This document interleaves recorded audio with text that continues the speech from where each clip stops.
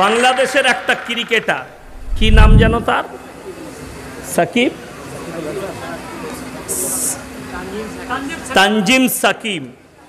এই ছেলেটা খালি একটা কথা বলেছে, সেই মেয়েদের নিয়ে, নারীদের নিয়ে।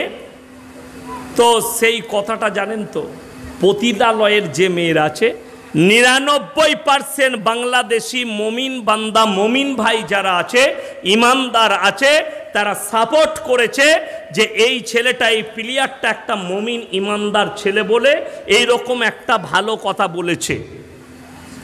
কিন্তু 1% তসলিমা নাসরিনের মতো পতিতালয়ে যারা জন্ম নিয়েছে, যাদের নোংরামিতে জন্ম, যারা পশ্চিমী দুনিয়াকে ফলো করে, যারা জিনায় লিপ্ত, তারা বলছে এটা উল্লঙ্ঘন করেছে, ক্ষমা চাওয়া দরকার, ক্রিকেট জগৎ থেকে তাকে বহিষ্কার করা দরকার।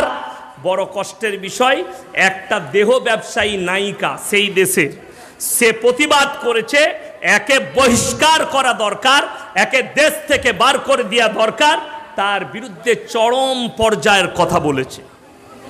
আমার মুসলমান ভাই, আপনারা সব সময় নিয়ত করে রাখবেন, আমরা কেউ দিন থেকে সরব না, জোরে বলুন ইনশাআল্লাহ। নারীকে আল্লাহ এমন তৈরি করেছে, মায়েরা শুনেলেন, ওয়াদরিব খুমুরিহিন্না আলা জুনুবিহিন, হে নারী তুমি পর্দা নির্ধারিত করো, তোমরা কোনোদিন ধর্ষিতা হবে না, জোরে বলুন সুবহানাল্লাহ। মায়েরা তোমরা নিজেদিকে হেফাজত করো, ইজ্জতকে হেফাজত করো, নিজেদিকে ঢেকে লাও। বিসমিল্লাহ, আলহামদুলিল্লাহ। আপনারা নিজেদের ইজ্জতকে ঢাকুন, নিজেদিকে ঢেকেলেন পর পুরুষের কাছ থেকে। আমাদের দোষ কি বলুন তো? আমাদের মায়েরা রাগ করবেন না, আমি যদি আজকে বলে যাই, নতুন গ্রামের মায়েরা বলবে 8 করোড় বেটা মৌলবীকে জীবনে দাওয়াত দিবি না। যাই হোক, দাওয়াত হোক আর না হোক, বলে চলে যায়, তারপরে যা হবে হবে। কি রাস্তায় মায়েরা খালি মাথায় থাকে, ঝাড় দিচ্ছে, কাজ করছে, রাস্তার ওপরে আছে, মাথায় কাপড় নেই। কিন্তু যদি একটা হুজুরকে, মৌলবীকে দেখতে পায়, হুজুর সাহেব আসছিল, মাথায় কাপড় দেয়, দেয় না, দেয় না। তার মানে কি, গোটা গ্রামে ইমাম আর হুজুররা খালি মরদ, বাকি সব হিজড়ে? এটা তো কথা নয়। প্রত্যেকটা পর পুরুষকে দেখে তোমরা নিজেদের চেহারাকে ঢেকে লাও। সবাই নিজেদের বিবিদিকে পর্দায় আনবো, জোরে বলুন ইনশাআল্লাহ। পর্দায় নিয়ে আসুন। মায়েদের হাতে এই মোবাইল না দিয়ে মায়েদের হাতে আপনারা তুলে দেন কোরআনের শিক্ষা, হাদিসের কিতাব, বাংলা ভালো ভালো দ্বীনি শিক্ষার কিতাব বেরিয়েছে, তুলে দেন। এই মোবাইল মানুষকে জিনায় লিপ্ত করেছে। আজকে পরকীয়া বেড়ে যাওয়ার কারণ হচ্ছে মোবাইল। স্বামী আছে বিদেশে, স্ত্রীর হাতে আছে মোবাইল, দামি মোবাইল, ফেসবুক চালায়, হোয়াটসঅ্যাপ চালায়, বাস ফেসে গেল ফেসবুকে। এখন তো ফেসবুকে প্রেম, আপনারা জানেন, লন্ডন থেকে আরামবাগে চলে এসেছিল প্রেমের টানে। কোথা থেকে প্রেম হয়েছে? ফেসবুক থেকে প্রেম করে চলে এসছে লন্ডন থেকে আরামবাগ, হুগলি ডিস্ট্রিক্টে, প্রেমের টানে। এই ফেসবুকের দ্বারা, যেমন আমাদের সমাজের ছেলেরা বেচারা সৌদিতে আছে প্রবাসী, কেউ আমেরিকায় আছে, কেউ লন্ডনে আছে, কেউ জাপানে আছে, জার্মানে আছে, কাজ করতে গেছে, কাতারে, কুয়েতে, বেচারা 10 বছর ভিসা নিয়ে গেছে, কিছু টাকা ইনকাম করে আনবো, ব্যবসা করব, বাড়ি করব, একটু সুখে থাকবো, ভালো মন্দ খাবো। আর বউকে অ্যাকাউন্ট খুলে দিয়েছে, তোমার অ্যাকাউন্টে টাকা পাঠাবো। টাকা ঢুকেই যায় মাসে মাসে। 10 বছর পরে অ্যাকাউন্টে 20 লাখ জমা হয়েছে। কি বললেন? স্বামী টাকা পাঠিয়েছে। স্বামী আর পর বলে দিলে আমার টিকিট হয়ে গেছে, ভিসা পেয়ে গেছি, ভিসা শেষ, আমি বাড়ি যাচ্ছি। যেদিনে নামবে তার 3 দিন আগে মাল পালিয়ে গেছে। কেন? তাকে তো মোবাইলটা নিয়ে গেছে তাড়িয়ে।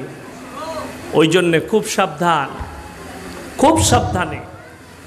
আপনি যদি বলেন আমার স্ত্রী পরিষ্কার পরিচ্ছন্ন, আমি বলছি আপনার স্ত্রীকে যদি মোবাইলই দিতে হয়, যদি বলে আমার স্ত্রী ইউটিউবে একটু জলসা শুনে, কিন্তু সেই মোবাইলে যেন ফেসবুক না থাকে, সেই মোবাইলে যেন হোয়াটসঅ্যাপ না থাকে।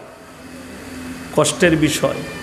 ফেসবুক, অনেক মেয়েরা আপনারা দেখতে পাবেন এখন ফেসবুকে জানেন তো অনেক মুফতি ঘুরে বেড়াচ্ছে, ফেসবুক মুফতি নাম রেখেছি আমি তাদের। সেগুলো আবার ব্যাটা ছেলে লয়, সব মেয়ে মুফতি। কি বুঝলেন?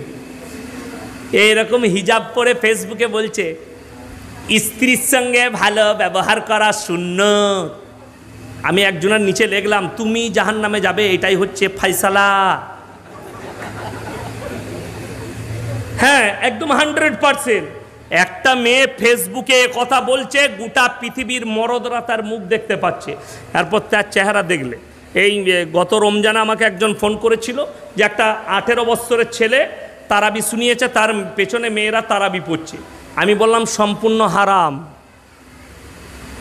যদি 15 বছর হয় তাও হারাম, 16 বছর হয় তাও হারাম, 14 বছর হয় তাও হারাম। যদি বললেন কত বছরের ছেলে হাফিজে কোরআন তারাবি শোনাবে আর মেয়েরা পড়বে, 10 বছর বয়স হতে হবে, যেন সে বালিগ না হয়।